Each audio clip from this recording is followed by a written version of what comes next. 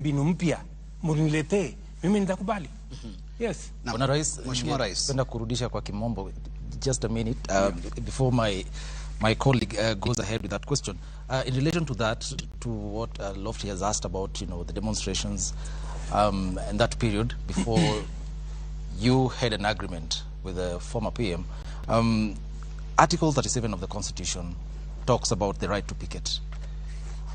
Your Interior CS, Professor Kithure Kindiki, indicated that you're considering to make some changes to that law. Don't you think, from where you sit, that is going to take us back to the dark days? I don't think you can take away the right of any citizen to picket. It's not possible. Yeah? But we can all agree the way in which it is done. We can all agree. Other countries have dedicated a street where people can picket from morning up to evening. You go, I was in Brussels. There is a street there where people are permanently there. Huyu anasema yake, ako na malalamiko sijui ya nini, ule mwingine anasema malalamiko ya nini, na iko media hapo, unasikizwa yako, inachukuliwa na media, inasikizwa ya ule. So, dunia inaendelea bila ya kusumbua wale watu wengine wengi. Kuna mahali imetengwa hapo ya watu kusema hiyo maneno. Hiyo ni sawa. So, tunaweza kukubaliana.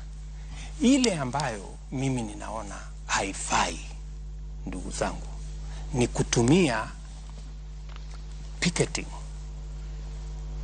kuzusha ghasia na fujo na vita, kuharibu mali ya wananchi.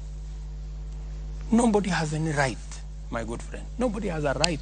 Hata kama biashara ni ya mama mboga hapo, unaenda unakanyaga mboga yake.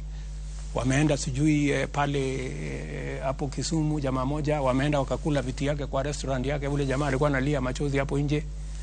Wameenda sijui supermarket nyingine hapo Utawala ama ilikuwa ni wapi pale Mbakasi, loot. That's not picketing. That's criminality.